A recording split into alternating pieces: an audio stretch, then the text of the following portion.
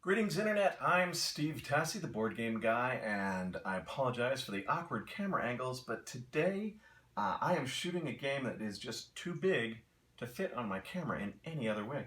And that game is Star Wars Rebellion from Fantasy Flight Games.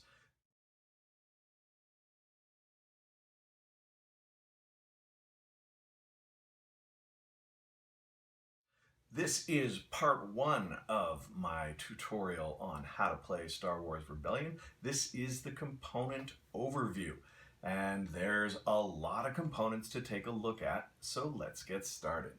When you first open your box of Star Wars Rebellion, you're going to notice there's a lot of stuff inside it. You've got not one, but two boards that in and of themselves would be big enough for your average board game, but no, they give you two of them. There are two rule books, the Learn to Play and the Rules Reference, both very useful in their own ways. You get dozens of plastic ships, Star Destroyers, X-Wings, Mon Calamari cruisers, Super Star Destroyers, even multiple Death Stars. That's right, you heard me, multiple Death Stars.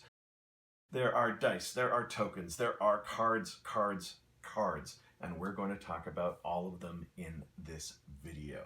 Let's start with the board. The board gives you the galaxy. It is divided into the space map, but it also has the build queue, the turn sequence, spots for different player decks, and of course, the secret rebel base, which is super important in this game. The planetary systems are divided up by white lines with one planet inside each area.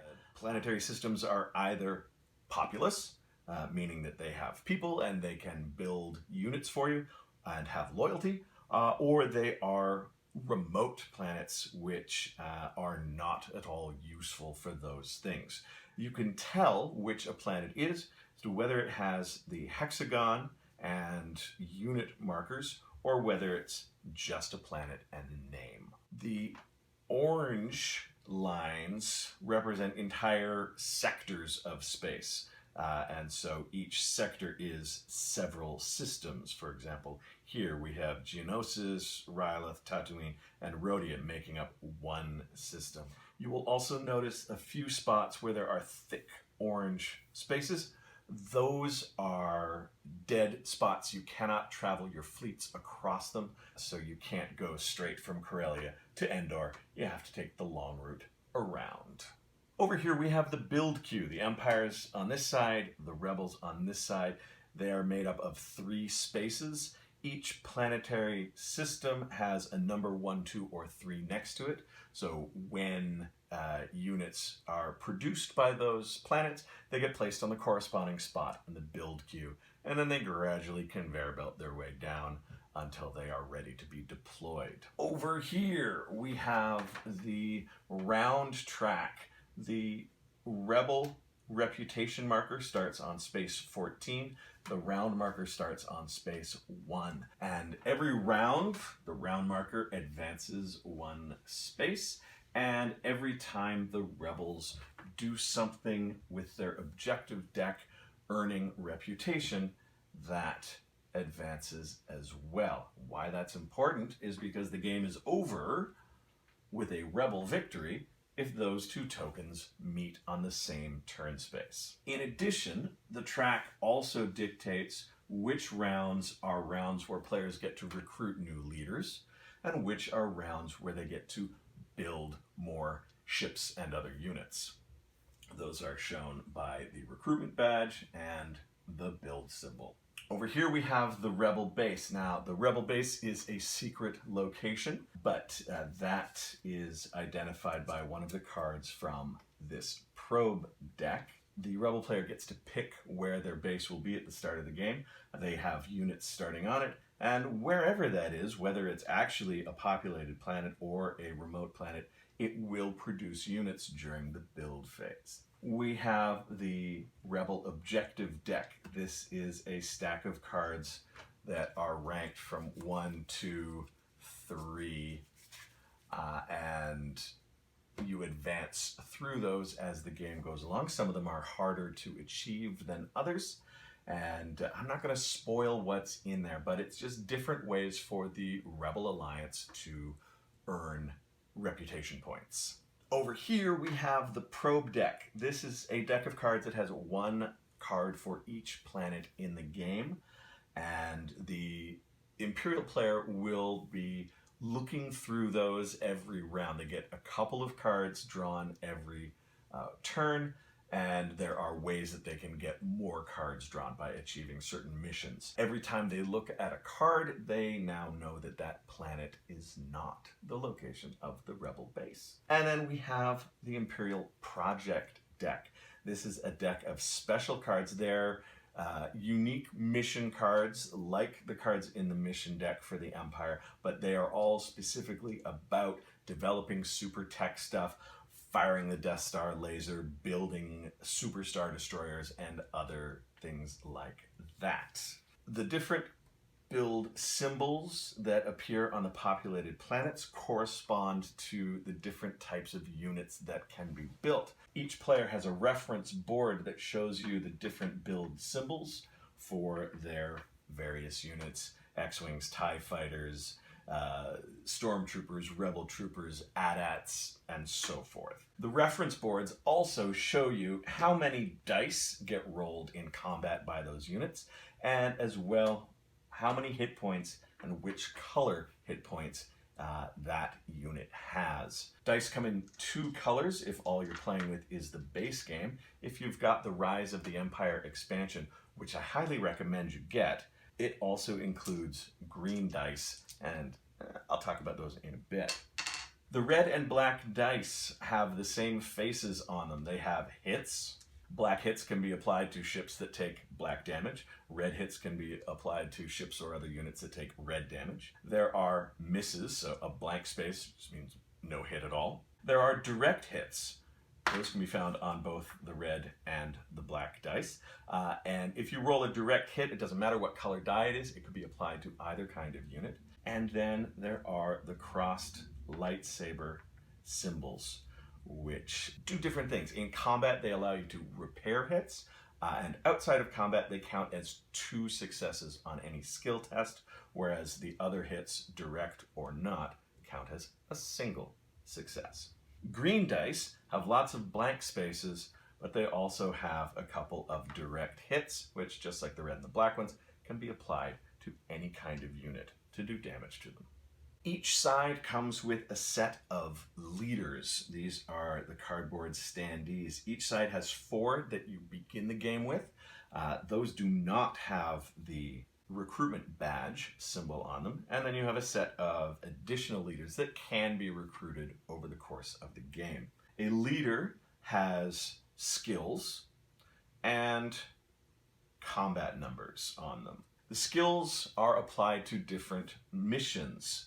The mission cards that each player has will require certain types of skilled leaders to perform them. So when you assign a leader to a mission, it's got to have the right number of skills. The combat numbers affect combat. When your leader is leading troops in battle, they will get to draw tactics cards equal to the number. So the blue is space tactics and the gold is ground tactics. That tells you how many cards you get to draw in and can be used during that fight. And that's with the base game. If you are using the Rise of the Empire game, you use a completely different set of tactics cards, and they work differently. So these numbers are in fact re-rolls of your combat dice instead of cards that you get to draw. We can talk about that later on in part 2. But just know the numbers matter, the skill symbols matter. Each player has a deck of mission cards. They each start with 4 missions that have the return arrow symbol on them. That means that when performed, whether you fail or succeed at them, these cards go back into your hand instead of getting discarded. The rest of your mission cards do not have that symbol, and so once you've tried them, whether you succeeded or not, the mission is gone. It gets discarded. Regardless of the skills required for a mission, missions come in 2 basic types, either attempt or resolve. A resolve mission will succeed automatically as long as the appropriately skilled leader is set to that mission, whereas attempt missions require skill tests if the opposing side resists and sends their own leader to stop yours. If an attempt mission has a specific leader's face shown on it, along with the crossed lightsaber symbols from the dice, that means that assigning that particular leader to that mission will result in 2 automatic successes on top of whatever successes you get from your dice roll. The Empire's project cards are just like mission cards. They go into your mission hand, so they are part of your limit of 10 cards. So if you are over that mission limit, you need to get rid of the excess. Each player also has a set of what are called action cards. These are for recruitment, as well as a little special oomph that they bring to the game. In your first play, they recommend in the rules that you only use them for their recruit function, and that works like so. Each card will have either 2 or 1 leader depicted on them, and when it's time to recruit, if you have that card in your hand, you can choose one of the pictured leaders to join your team. Once you've played the game once, then you'll start using the action cards for their actions, and they have immediate effects, or they tell you what phase of the game, combat, assignment, or special, and you'll play them when they're appropriate. Both sides have their own unique deck of those. The rulebooks, there are 2 of them. There is the Learn to Play rulebook, which gives you the setup information. It gives you the basics on the different components that you're going to be using in the game. And then the rules reference is an alphabetized, more detailed description of all the rules of the game. So if you need to look up what happens to a leader that gets captured, you look up leaders and find the right page, and it gives you all the rules involving leaders, capturing them, rescuing them, what they can do, how they move ships, etc. There are some additional tokens that we're going to look at. We have damage tokens. These are used to help you keep track in combat of damaged units. At the end of a combat, anyone that is damaged to their health limit or beyond is eliminated, and anyone that has not sustained their full amount of damage immediately repairs that damage. So damage doesn't linger from one combat to the next, but you do need to keep track of it during the combat from round to round, so that's what those are for. There are loyalty tokens. The Rebel player has them with the Rebel symbol on both sides. The Imperial player has tokens that have 2 different sides. The Imperial symbol, meaning that planetary system is completely loyal to the Empire, or the subjugated side. That means that the planet, whether it's loyal to the Rebels or whether it's neutral, it's currently being occupied by Imperial troops and therefore produces stuff for the Empire. Then we have over here the tokens you use to indicate that you have destroyed an entire system with your Death Star. What's the point of having a Death Star if you can't blow planets to smithereens with it? Well, you can, and that's what these are for. They only give you 3 of them. I've played this game over a dozen times. I have never run out of these, so it's highly unlikely that you're going to blow up so many star systems that you need more than 3. There are sabotage tokens. Sabotage tokens are used to cover over the factory spots on a planet, indicating that the rebels have destroyed the Empire's ability to produce units on that planet. Some of the objective cards are linked to sabotage as well. So not only does it limit production, but it can earn you reputation points if you're the rebel and you use your sabotage well. There are status rings. They come from mission cards and action cards, and they get applied to a leader. A leader can only have one status ring on it at a time, so if it goes from having R2-D2 as a status ring attached to it to being captured by the Empire, you take off the R2-D2 ring and put on the captured ring, and so on. Only one status per leader is allowed at a time. If you have the expansion, you will also have target tokens. These come from various mission cards and objective cards. You play them onto planets, and then when you go and get them, then the mission or the objective card triggers an effect related to that target. Over here we have tactics cards. These are used for combat. They come in ground tactics and space tactics.